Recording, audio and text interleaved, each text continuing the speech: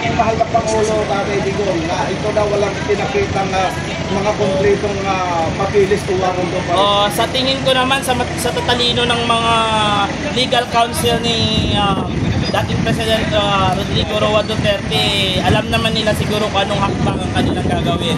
Basta tayong mga supporters, nandito lang, magpahayag ng ating opinion at sa pagpatuloy, ipapakita natin ang tunay na pagmamahal sa dating Pangulo. Naniniwala ba kayo, sir, na ang may order nito mismo si Budong Adik Drug Lord Marcos? Ako, kuya, na supporters ako ni Duterte, pero hindi kasi ako naniniwala sa mga hearsay. Gusto ko palaging by tama. Ayun, kasi tayong mga Duterte, ayaw natin ng mga fake news na yan. So gusto natin palagi with supporting documents. Tama. Para masabi natin. Ko kanina, yung sinabi nila na sila na raw may hawak ng drugs ngayon. Sino po? Yung inamin ni Marvel na ina-advertise niya pa na hindi pa sa mag-drugs. Oo nga eh, parang tinuturuan niya yung mga bata. Ito, parang okay lang ba sa inyo, sa anak ninyo na bibili ng droga yung anak niyo sa palengke, sabihin sa tatay na, ito tay, mag-drugs ka para ma-extend yung oras ng trabaho mo. Payag ba kayo na gano'n ang mangyayari sa bansa natin? At sa tingin ko ngayon opinion ko lang to bilang mamamayan ng Pilipino, sira na po ang kredibilidad ng PNP natin. Sira na, sir. Maniniwala ba kayo noon, sir, na ang kapanahon ng Tatay Digong, hindi sila nakakabili ng halagang 5,000 siyabo hanggang 10? Ay, ako po, pero ngayon, sir, napapabalita, hindi lang napapabalita, kita sa dalawang mata ko, na ultimo 100 pesos nakakabili na. Ako po, wala po akong masasagot dyan, tatay, kasi wala po akong alam about sa drugs, kasi never naman ako nag-drugs. No? So, basta ang pinaglalaban natin ngayon dito is yung karapatan ni Tatay Digong bilang former president ng republikang ito, bilang naglingkod at nagpaganda ng bansa natin. Respetuhin natin. At kung panawagan sa mga nagmamahal kay Tatay Digong, magsama-sama tayo, ipakita natin ang tunay na pagmamahal natin sa kanya. At dasal. Walang imposible sa dasal. Malay mo, di ba? Kung malakas tayo magdasal, ang lakas natin kay Satanas, mahina tayo kay Satanas, sir. Ma-wish granted agad tayo, di ba? Dasal lang. At palagi kong sinasabi talaga, yung prinsipyo at dignidad, yun ang pinakamahalaga, yung hindi nababayaran ng bilyon-bilyon pera ng gobyerno. Kasi, ang pera na yan na ibibili ng prinsipyo mo, yan ay galing din sa dugot pawis na taxes mo. Kasi bago pa dumating sa'yo, ang sweldo mo, kaltas na ng gobyerno. Ano pa may katanong nga? Press conference ito? Alright, so dito tayo sa Gate 5.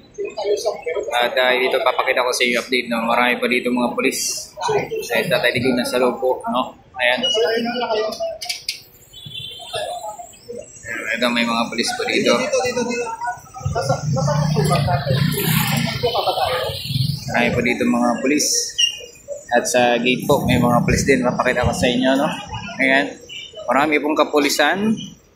At meron pong ambulansya. May mga SWAT.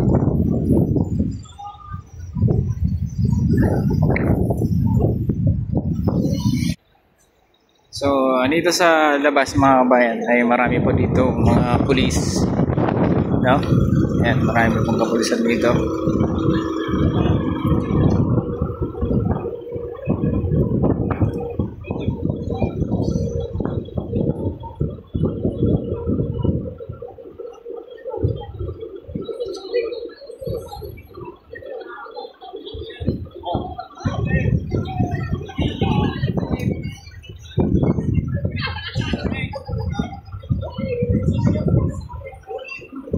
At dito sa kabila na po ay mga media na nakaabang, no? Sa paglabas po nating Pangulo, former President Rodrigo Roa Duterte. Ayan, nagdagdag po yung mga media na dito ngayon. Ayan. Ay, mga ambulansya.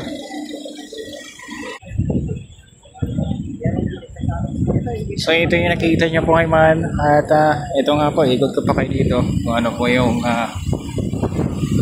mahagip ng ating camera, no? Ito yung happening po ngayon dito sa Villamor Air Base. Ito po ulit. Dahil pulis na dumarating, oh. Nandito pa yung mga DDS supporter. Vloggers nandito. Ayan mga bayan. Share na lang ng ating vlog. Ito may SWAT.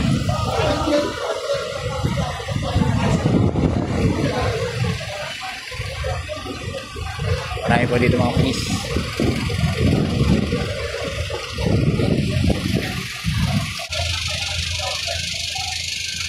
So andito po yung mga ating mga kapulisan, mga kabayan. At andito din po yung mga media. Kaya magtulungan tayo dito ngayon. Labas nito ang kayo nakabasa na ako talaga nagpapangawag sa ating mga kanilinis. Lumabas na kayo pag na nating kaibalin sa social media. Hindi na kayo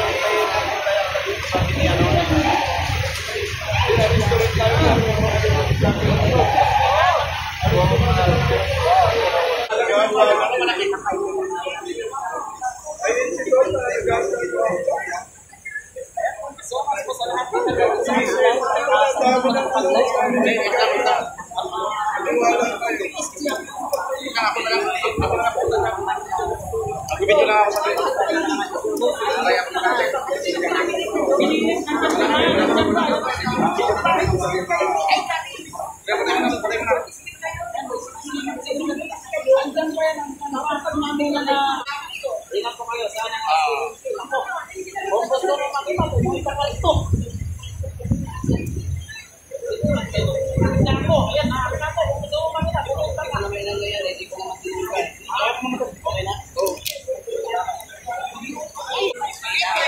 So ayan mga bayan, ito po yung update. Natatakot ako pag may lumalabas eh.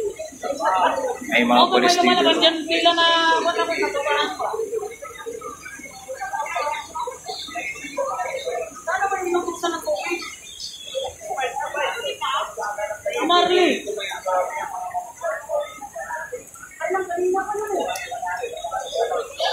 Bantay sarado ang Villamor Air Base.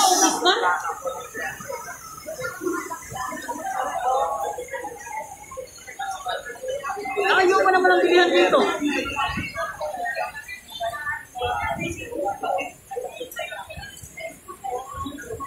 Meron doon! May newborn! Sana mahalin na ng utak sa kasi mulo nito.